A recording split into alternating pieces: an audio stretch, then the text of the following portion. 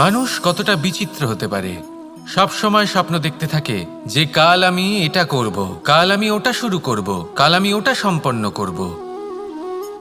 এই যে কাল শব্দটা, এই কাল অত্যন্ত বিচিত্র এক শব্দ।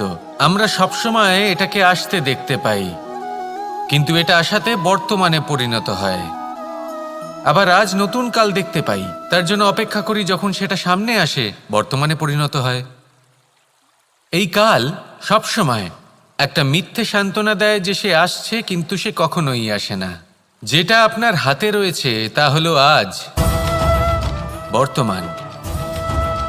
তাই যা করার আছে, যা সম্পন্ন করতে চান, যা শুরু করতে চান, আজ করুন, বর্তমানে করুন। কারণ আজ আপনি যা করবেন সেটাই আপনার ভবিষ্যৎ নির্ধারিত করবে। ভবিষ্যতের বিষয় ভাবতে থাকলে ভবিষ্যৎ সুন্দর হবে না। আজ কর্ম করতে হবে। তাই আজ বর্তমানে জীবনযাপন করুন, কর্ম করুন, আর আমার সাথে ভালোবেসে বলুন, রাধা রাধা।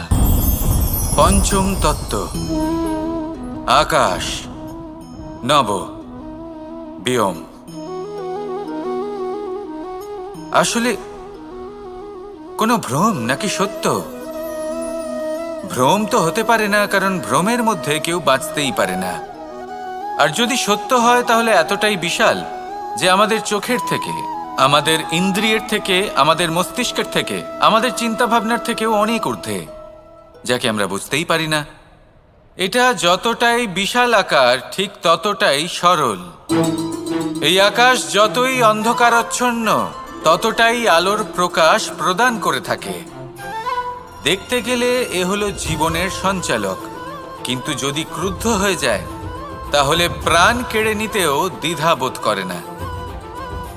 এই আকাশ শুধুমাত্র পৃথিবী লোক নয়, বরং এই সমগ্র ব্রহ্মাণ্ডকে, এই সমগ্র সৃষ্টিকে, এর প্রত্যেকটা তারাকে, প্রত্যেকটা গ্রহকে একটা বিশেষ স্থান প্রদান করে।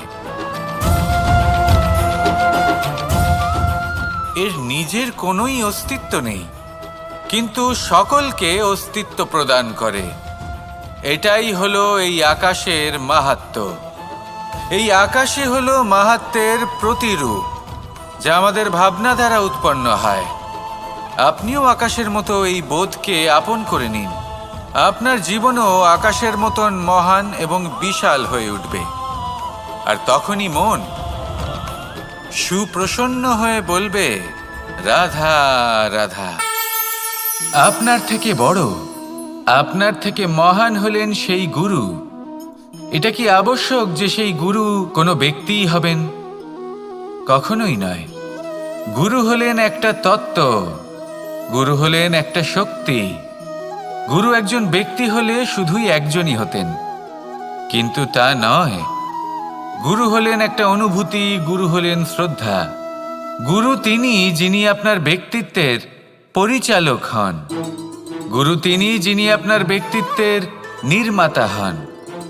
আপনি কখন, কোথায়, কোন স্থানে, কি রূপে গুরু লাভ করবেন আর কি শিক্ষা লাভ করবেন তা নির্ভর করছে আপনার মানসিকতার উপর, যে আপনি সকলকে কিভাবে আপন করে নিতে পারেন। যদি আপনি গুরুকে আপন করতে চান, জ্ঞানকে আপন করতে চান, তাহলে আপনার মধ্যে শ্রদ্ধা জাগ্রত করতে হবে, সামর্থ্য জাগ্রত করতে হবে। আপনি গুরু এবং জ্ঞানকে আপন করে নিতে পারলে তা এমনিই আপনাকে মহান করে তুলবে। তাহলে আসুন আর আমার সাথে ভালোবেসে বলুন, রাধা রাধা। এই সংসারে এমন কিছু মানুষ আছেন যাদেরকে আপনার ভালো লাগে, তারা আপনার প্রিয়। আমরা চাই ওনারা আমাদের কাছে থাকুন, আমরা ওনাদের কাছে থাকি। এবার সেই ক্ষেত্রে আমরা তাদের ভালো ভালো উপহার দেওয়ার চেষ্টা করি, কারণ ওনারা হলেন আমাদের প্রিয়। আর তার বদলে আমরা আশা করে থাকি যে ওনারা আমাদের একটু সম্মান করবেন। এবার এই মানুষজন যারা আমাদের প্রিয়, এদের আমরা একটা উপহার দিই। সোনা দিয়ে থাকি, আভূষণ দিয়ে থাকি, হিরে মুক্ত দিয়ে থাকি। কিন্তু যদি ভেবে দেখি, এই সব কিছুরই একটা মূল্য আছে। ভেবে দেখুন, আপনি কি তাদের এমন কোনো উপহার দিতে পারেন যা কিনা অমূল্য? তা এরকম উপহার কি হতে পারে? ঠিক বলেছেন আপনি, প্রেম। এই প্রেমই হলো অমূল্য, কারণ মন থেকে এর উৎপত্তি হয়। না চেয়ে পাওয়া যায় আর না ছিনিয়ে নেওয়া যায় এই ভালোবাসা। ঠিক এইরকমই হয় এই সম্মান। যদি সম্মান করো তাহলে মন থেকে এবং ভালোবেসে করো, ভয় পেয়ে নয়। মনে রাখবেন, যে মাথা ভয়ের দ্বারা নত হয়, বিরোধিতাও প্রথমে সেই করে থাকে। যে মাথা ভালোবেসে নত হয় তা আপনার জন্য বলিদানও দিতে পারে। এই সংসারের সবথেকে বড় উপহার, সবথেকে বড় বরদান এই প্রেম এবং সম্মান। তাকে সম্মান করুন আর আমার সাথে ভালোবেসে বলুন, রাধা রাধা। কখনো কোনো চাতককে দেখেছেন? একটা চাতক বর্ষার জন্য অপেক্ষা করে। সেই বর্ষার জলে নিজের তৃষ্ণা নিবারণ করে, নয়তো সারা বছর তৃষ্ণার্ত থেকে যায়। ও আকাশের দিকে তাকিয়ে থাকে আর অপেক্ষা করে যে কবে বর্ষা হবে আর কবে আমি আমার তৃষ্ণা নিবারণ করব। সেখানে অন্যদিকে একটি কাক বা একটা পায়রা, এরা কি করে? যেখানে জল পায় পান করে নেয়, যেখানে খাবার পায় খেয়ে নেয়, আত্মীয় স্বজন বন্ধুবান্ধব যাকেই পায় তার সাথে সময় কাটায়, খাবার খায় আর চলে যায়। এবার এদের মধ্যে মিল কোথায় আর পার্থক্য কোথায়? দুজনের কাছেই ডানা রয়েছে, দুজনেই উড়তে পারে। এই আকাশ হলো ওদের, খাবারের দানা ওদের।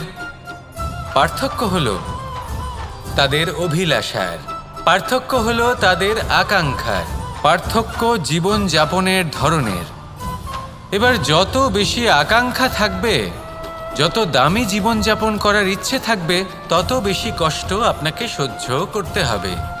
আবার অন্যদিকে জীবন যত সরল হবে, জীবনযাপন যত সরল হবে, সমস্যা ততটাই কম হবে।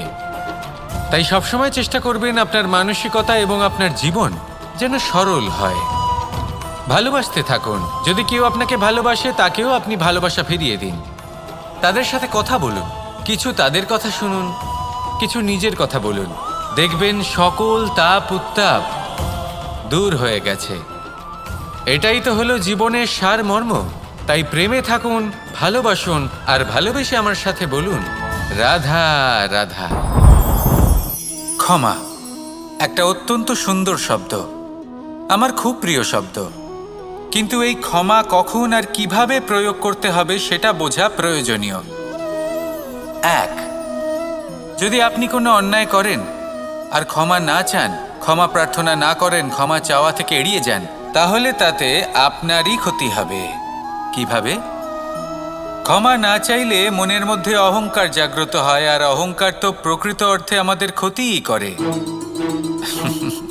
দুই, কেউ যদি অপরাধ করেন, আপনার থেকে ক্ষমা না চান, তাহলে তাকে ক্ষমা করবেন না। ক্ষমা হলো অত্যন্ত অমূল্য, আর না চাইতেই কাউকে ক্ষমা দান করা এটা উচিত নয়। তিন, যদি কেউ আপনার সাথে অনুচিত কিছু করেন, অপরাধ করেন, আর আপনার থেকে ক্ষমা চান, তাহলে তাকে ক্ষমা করে দিন। তাতে আপনার অন্তরের করুণাবোধ জাগ্রত হবে, প্রেম জাগ্রত হবে, আর তা আপনার জন্য শুভ হবে।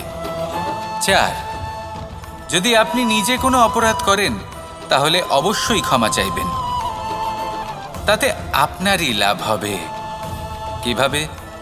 সামনের ব্যক্তি আপনাকে ক্ষমা করুক বা না করুক, আপনার অন্তরের অহংকার ক্ষীণ হবে, আর এই মন আরও নির্মল হয়ে উঠবে। এই ক্ষমা অত্যন্ত অমূল্য। ভেবেচিন্তে একে ব্যবহার করুন আর আমার সাথে ভালোবেসে বলুন, রাধা রাধা। একবার একজন গুরু তার শিষ্যদের পরীক্ষা নিচ্ছিলেন। উনি ওনার প্রত্যেক শিষ্যকে একটি করে পাখি দিয়ে বললেন সেই পাখির বলি দিতে হবে, কিন্তু এমন এক স্থানে যেখানে কেউ তাদের দেখতে পাচ্ছে না। প্রত্যেক শিষ্য নিজের যাত্রা শুরু করল। কেউ ঘন বনে প্রবেশ করল, কেউ অন্ধকার গুহায় প্রবেশ করল, কেউ দূরে কোনো পর্বতের শিখরে পৌঁছে গেল। যে মুহূর্তে দেখলো তাদের কেউ দেখতে পাচ্ছে না, তারা সেই বলি দিতে চেষ্টা করল। যেই বলি দিতে গেল, সেই পাখি আলোর কিরণে পরিবর্তিত হলো এবং লুপ্ত হয়ে গেল। একজন শিষ্য ছিল যে আবার গুরুর কাছে ফিরে এলো। সে বলল, ক্ষমা করবেন গুরুদেব, কিন্তু আমি এমন কোনো স্থান পেলাম না যেখানে কেউ আমাকে দেখতে পাচ্ছে না। অন্য কেউ না দেখতে পেলেও আমি নিজে দেখতে পাচ্ছিলাম, আমার অন্তর্মন দেখতে পাচ্ছিল। সেই শিষ্য বুঝতে পেরেছিল যে পরমাত্মার দৃষ্টি সবসময় তাকে দেখতে পাচ্ছে, আর ও কখনো অনুচিত কর্ম করতে পারবে না। আর শুধুমাত্র এই কারণে সেই শিষ্যই সেই পরীক্ষায় উত্তীর্ণ হল। আসুন আর আমার সাথে ভালোবেসে বলুন, রাধা রাধা।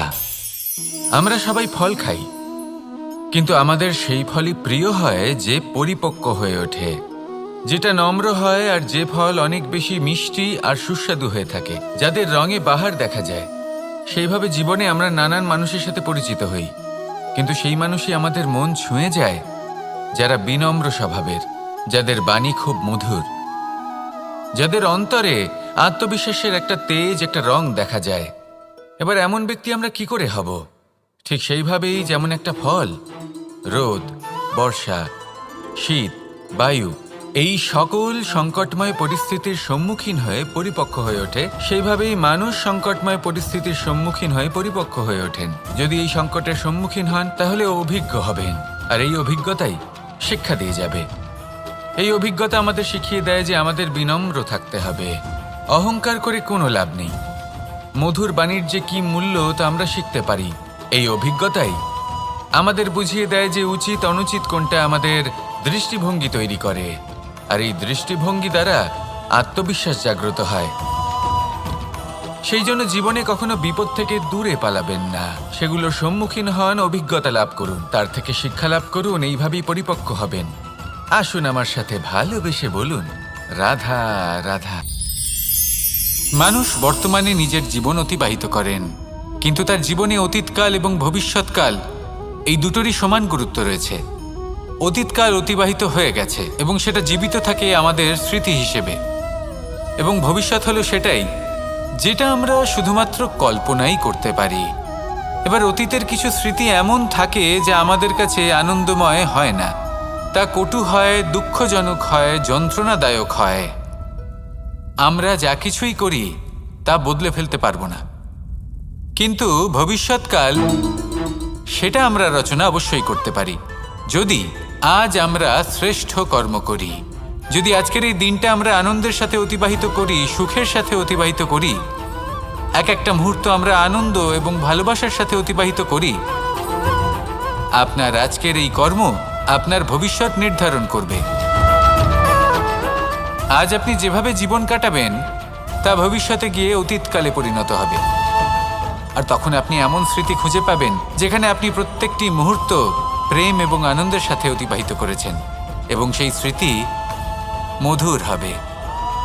তাহলে আজ শ্রেষ্ঠ এবং উচিত কর্ম করুন, আপনি নিশ্চিত রূপে একটি উজ্জ্বল, শুদ্ধ, পবিত্র এবং আনন্দময় ভবিষ্যৎ লাভ করবেন। আসুন আমার সাথে ভালোবেসে বলুন, রাধা রাধা। এই সংসারে অনেক অনেক এমন জ্ঞানী আছেন যারা নিজের সমস্ত জীবন জ্ঞান অর্জন করতে অতিবাহিত করেছেন। এই সংসারে এমন কোনো বেদ নেই, কোনো পুরাণ নেই, কোনো শাস্ত্র নেই, কোনো ভাষা নেই যা ওনারা জানেন না। এমন কোনো বিষয় নেই যা নিয়ে ওনারা কোনো বক্তব্য রাখতে পারবেন না। কিন্তু আমরা এই সকল জ্ঞানীকে কি ভালোবাসতে পারি? এনাদের সকলকে সম্মান করতে পারি না। কারণটা কি? দেখুন, বেদ পড়া একটি আলাদা বিষয়, বেদনা বুঝতে পারা অন্য ব্যাপার। এবং বেদনা বোঝার জন্য, সেই জ্ঞান লাভ করার জন্য আপনাকে মন থেকে করুণা এবং প্রেমের সঠিক অর্থ বুঝতে হবে। সামনের ব্যক্তির বেদনা বুঝতে হবে, তার যন্ত্রণাকে বুঝতে হবে। তারপর যে জ্ঞান আপনি অর্জন করেছেন বেদ থেকে, পুরাণ থেকে, শাস্ত্র থেকে, তা প্রয়োগ করে তার বেদনার নিবারণ করা, সেটা বেশি গুরুত্বপূর্ণ। সেই জন্য জীবনে শুধুমাত্র শাস্ত্র এবং বেদ পড়ে জ্ঞান অর্জন করতে সময় নষ্ট করবেন না। মন থেকে প্রেমের কি অর্থ সেই বিষয়ে জ্ঞান লাভ করার চেষ্টা করুন, করুণাও বুঝতে চেষ্টা করুন। একজন শ্রেষ্ঠ ব্যক্তি হয়ে উঠুন, আর আমার সাথে ভালোবেসে বলুন, রাধা রাধা।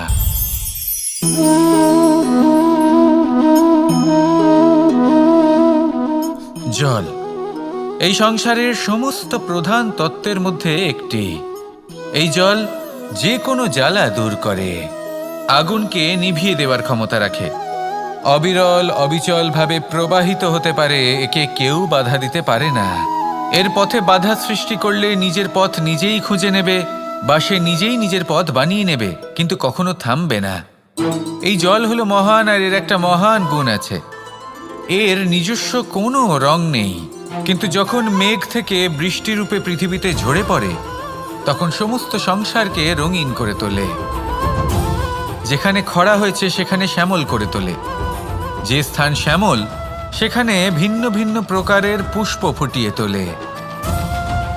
এই জল, এই জলের মতন আমাদের হতে হবে। ওর যেমন কোনো রং নেই, আমাদেরও যেন কোনো অহংকার না থাকে।